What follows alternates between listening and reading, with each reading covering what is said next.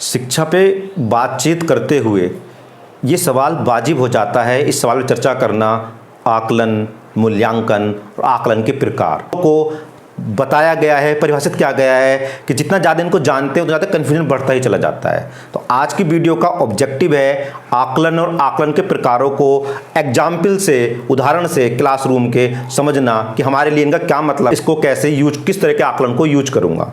और आकलन और मूल्यांकन में कुछ हम डिफरेंस देखेंगे। इसमें आकलन और मूल्यांकन के अंतर को भी उदाहरण के द्वारा जानने की, परिभाषाओं पे मैं जाना नहीं चाहता हूं, क्योंकि आपने भी देखा होगा सीसी के दौर पर जब आया अचानक से कई टर्म मार्केट में आ गई, शिक्षा के मार्केट में क्या आ गई, CCE continuous and comprehensive evaluation, CCA continuous and comprehensive assessment, CCP continuous and comprehensive pedagogy, सतत एवं व्यापक मूल्यांकन, सतत और व्यापक आकलन, सतत व्यापक शिक्षण विधा, तो एबीएल, एसआई, ईक्यू। तो इन टर्मोलॉजी में फंस के रह गए हमारे शिक्षक साथी, टीचर एजुकेटर्स। इसका जो मूल भाव जिस सोचा विमर्श हो रहा था बच्चों तक पहुंचने में शायद उतना नहीं पहुंचा।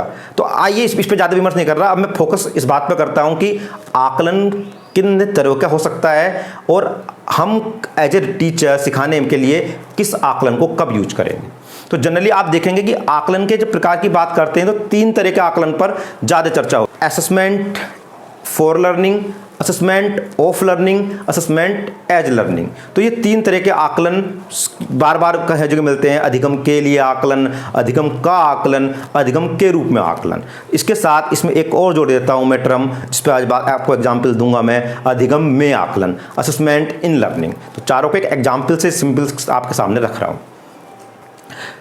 जब हमारे पास एक लर्निंग आउटकम फिक्स होता है, जिस किसी भी क्लास में पढ़ा रहे हो तो हमें एक साल के स्टार्टिंग में करिकुलम में या फिर जो सरकार स्टेट गवर्नमेंट होती है वो तय करके देती है कि आपको इस क्लास में इन लर्निंग आउटकम को अचीव करना है।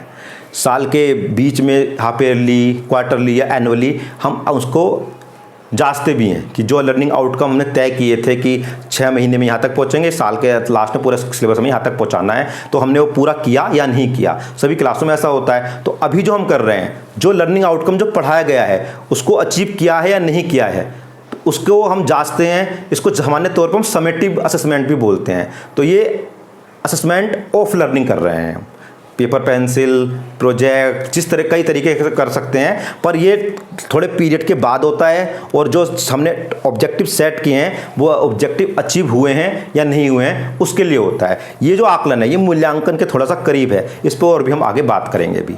दूसरा आकलन है, अब हम असेसमेंट फॉर लर्निंग, अधिगम के लिए आकलन पर एक बार बात करते हैं। इसमें जो अभी हम थोड़े अंतराल पे आकलन कर रहे थे, quarterly, half yearly and annually, एक लर्निंग आउटकम सेट था, कितने अचीव नहीं हुए। असेसमेंट ऑफ लर्निंग में, असेसमेंट फॉर लर्निंग में पीरियडिकल थोड़ा कम हो जाता है, हम बीच बीच में हर छोटी छोटी यूनिट के बाद जांचते रहते हैं, इतने बड़े लर्निंग दूरी को बीच में ब्रेकिंग में तोड़ देते हैं और थोड़ी थोड़ी दूर पे पहुँचते जांचते हैं कि कहाँ तक पहुँचे। फिर अपनी सीखने की रणनीति में टीचर प्लान में ही चेंज करता है। देखते हैं कि 1 अंक की जोड़ को बच्चों को सिखाना हमारा अगर लक्ष्य था तो हमने शुरुआत में पाया कि बच्चे तो अभी स्थानीय मान में गड़बड़ कर रहे हैं, तो इस वजह से प्रॉब्लम आ रही है, तो मैं अब स्थानीय मान में दोबारा पहुंच रहा हूं। यानी शिक्षक थोड़ी थोड़ी इतने लगातार में पूरे 1 अंक सिखाने के बाद अब मैं नहीं जांच रहा हूं, बीच बीच में जांच के देख रहा हूं और जांचने के बाद अपनी रणनीति में, अपने पाठ योजना में जो मुझे डिमांडेड है, जो रिक्वायर्ड है, चेंज ला रहा हूं। तो इस तरह का जो आकलन जिसे हम फॉर्मेटिव असेसमेंट के नाम से हम हमारे बीच में प्रचलित है, यानी assessment of learning summative, assessment for learning formative आकलन। तो ये आकलन ज़्यादा बेहतर रहता है। बेहतर इसलिए क्योंकि हमें टाइम मिल जाता है, हमारा ज़्यादा टाइम के बाद देखेंगे तो टाइम तो वापस कभी आ नहीं सकता, तो हम थोड़ी थोड़ी रुक के चेक करते रहते हैं हम ठीक जा रहे हैं या नहीं जा रहे हैं, और अगर जरूरत पड़ती है तो रणनीति में बदलाव भी लेके आते हैं। इसमें शिक्षक, पहले में शिक्षक के पास स्कोप ही नहीं था चेंज लाने का अपनी रणनीति, बाद में देखा अगले साल वो चेंज लाएगा जब नए बच्चों को पढ़ाएगा। इन बच्चों का टाइम निकल ही चुका है, इस बार बीच बीच में रिफ्लेक्ट हो रहा है, चेंज कर रहा है। दोनों में मेन फर्क शायद आपको क्लियर हुआ होगा। समेटिव और जो फॉर्मेटिव का फर्क है वही असेसमेंट ऑफ लर्निंग और असेसमेंट फॉर लर्निंग का फर्क है। तीसरा जो असेसमेंट एज लर्निंग है, ये सीसीई जब से आया है तब से नई टर्म बन चुकी है और आजकल इसी पे एडवोकेसी की ये ज़्यादा अच्छी है, इस तरह पढ़ाया जाए। तो है क्या ये? अब कहा जा रहा है कि आजकल जैसे कंस्ट्रक्टिविज्म, रचनात्मकता बात का दौर है, यानी सीखना तो खुद ही होता है, हम अपनी पूर्व गलतियों से, अपनी पूर्व अवधारणाओं से इंसान खुद से सीखता है, कोई हमें सिखा नहीं सकता। जो आजकल बात की जा रही है पेडागोजी की, इस पर ये बेस है। तो अब टीचर क्या कर रहा है भाई, बच्चे तो खुद सीख रहे हैं, तो हमारा रोल, टीचर का रोल भी बदल रहा है, मेजर शिफ्ट आ रहा है, पैराडिग्म शिफ्ट आ रहा है टीचर की भूमिका में। अब शिक्षक बच्चों को नहीं सिखा रहा है, शिक्षक एज ए फैसिलिटेटर की भूमिका में है, एक संबलन देने की भूमिका में है, उसके मित्र की भूमिका में है, उसे मार्गदर्शन देना उसका काम है, मेंटरिंग कर रहा है वो, पर उस तरह नहीं सिखा रहा है कि मैं ज़्यादा, मेरे पास सारा ज्ञान है और आपको मुझसे सीखना है। बच्चों के पास जो ज्ञान है उसका प्रयोग करते हुए उनको आगे बढ़ाना है। इस प्रकार के आकलन में बच्चे अपनी गलतियों को रिफ्लेक्ट करते हैं और देखते हैं कि मैंने इस गलती की, मुझसे गलती क्यों ही होगी, मुझे क्या करना चाहिए। बच्चे आपस में एक दूसरे को याद दिलाते हैं, एक दूसरे की मदद करते हैं। शिक्षक की भूमिका कुछ कम हो रही है। असेसमेंट ऑफ लर्निंग में शिक्षक टीचर सेंटर्ड है। असेसमेंट फॉर लर्निंग में टीचर का रोल बदल रहा है, टीचर रिफ्लेक्ट करना शुरू कर रहा है थोड़ी थोड़ी देर पर। और असेसमेंट एज लर्निंग में टीचर का रोल बहुत ही मिनिमम हो जाता है, बच्चों का रोल बढ़ जाता है। वो खुद अपनी गलती को जांच रहे हैं, एक दूसरे को फीडबैक दे रहे हैं और गलतियों सीख रहे हैं। एक एग्जांपल देता हूं, प्रज्ञा गुजरात में प्रोजेक्ट था, पिछले साल, कुछ सालों मैंने गुजरात में काम किया, तो वहां पे बच्चे जब आते थे, वो बोर्ड एक टंगा हुआ था, क्लासरूम में चार्ट टंगा रहता है, वो चेक अपने आप ही उन्होंने भर रखा था। वो जब हम अवलोकन करने गए थे क्लास को, तो बच्चे ने देखा मैं कहाँ पहुँच चुका हूँ, तो जो उसमें जिस वो कॉलम में थे, उस कॉलम पे बच्चे खुद से गए, उस किताब उठाई, खुद ही उन्होंने फिर उस कॉलम में कलर कर दिया। उसके नीचे ऊपर इंडिकेटर था कि मुझे 1 अंक की जोड़ आ गई या मुझे 2 का पहाड़ा आ गया, जो भी इंडिकेटर उस पर लिखे हुए थे, मुझे ढंग से रिकलेक्ट नहीं कर पा रहा हूँ, पर कहने का आशय है कि इंडिकेटर लिखे हुए थे, बच्चे खुद सीख रहे थे और जब उन्होंने काम कर लिया खुद ही उस पर चिन्हित कर रहे थे।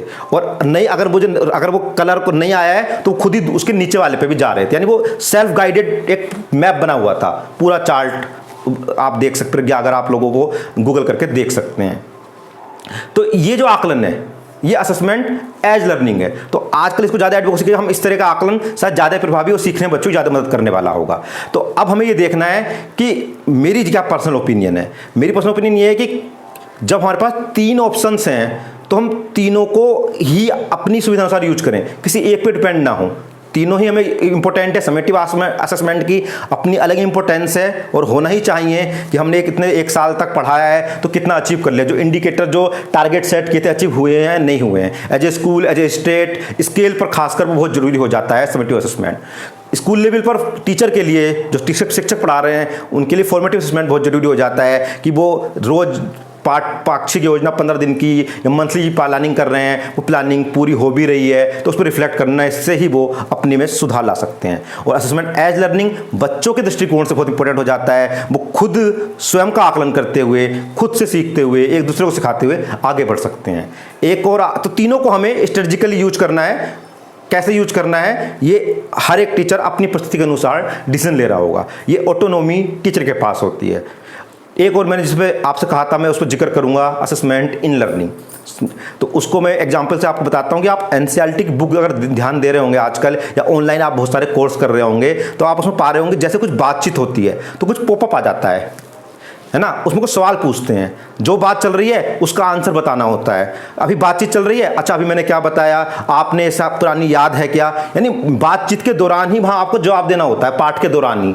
तो ये यानी पढ़ाई के दौरान ही जो आप जवाब दे रहे हो, आपको रिफ्लेक्ट करवाया जा रहा है। यानी पाठ के इनबिल्ट जो बॉक्स बन रहे हैं, ये जैसे बूझो, लड़के कुछ एनसीईआरटी बुक्स में खासकर इसका ज़्यादा यूज देखने को मिलता है, जो कि बहुत ही अच्छी, एक पॉजिटिव, एक सकारात्मक पहल है। तो ये असेसमेंट इन लर्निंग का एग्जाम्पल है। आज की वीडियो में देखा कि आकलन के क्या प्रकार हैं और एक उदाहरण से मैंने वो आपको सामने रखने की कोशिश की। हाल जो रह जाता है आकलन और मूल्यांकन। तो आकलन और मूल्यांकन दोनों शब्दों का हम जब बातचीत करते हैं, आकलन जब मूल्यांकन यूज कर लेते हैं, मूल्यांकन आकलन यूज कर लेते हैं, पर दोनों में फर्क, रास्ते में जो थोड़े थोड़े स्टेप पे जांचना आकलन की एक सतत प्रक्रिया का हिस्सा है। मूल्यांकन एक पीरियड, एक पड़ाव, जजमेंटल है, यानी हमने कोई काम कर लिया, उस कितना अचीव किया, कितना नहीं किया, उस सेंस में हम उसको देख सकते हैं, है ना। और इस महत्वपूर्ण बात यह है, हम जब इनको सोच रहे हैं तो हमारे बैकग्राउंड में, है ना, जो दिखाई नहीं दे रहा है हमें, उसका आधार क्या बना रहे हैं। हम सीखने के जो सिद्धांत हैं उसको मानते हुए इस पर सोच रहे हैं, हम बच्चों को साइकोलॉजी को देखते हुए इसको सोच रहे हैं या हम जो बाजारवाद है उसको देखते हुए इसको सोच रहे हैं। तो हम जिन आधारों से सोचेंगे आकलन का मूल्यांकन के अर्थ बदल जाएंगे। आपके लिए आकलन और मूल्यांकन या आकलन के प्रकारों पर क्या आपकी राय है, क्या मेरे से कुछ सहमति है या असहमति है, मेरे साथ जरूर कमेंट को साझा कीजिए, क्योंकि ये आपका अपना चैनल है। यहाँ पर हम इस तरह के विमर्श को जारी रखकर गुणवत्तापूर्ण शिक्षा में अपना अपना योगदान देने की कोशिश कर रहे हैं। तो इसलिए सबसे एक और ज़रूरी काम, चैनल की सब्सक्राइब, नोटिफिकेशन बेल को ऑन, जिससे कि मेरे चैनल की लेटेस्ट वीडियो आप तक पहुँचती रहे। लाइक और शेयर करेंगे, मुझे मोटिवेशन मिलेगा। इस तरह मैं लगातार अच्छा काम करता रहूँगा। Vikas Sharma education insta page, FB page, social media पर इसी नाम से अवेलेबल हूँ। अपनी इस बात को, संवाद को वहाँ भी हम जारी रख सकते हैं सवाल जवाब के द्वारा। नहीं तो मिलते हैं अगली वीडियो में। Keep learning, keep growing. जय हिंद, जय भारत।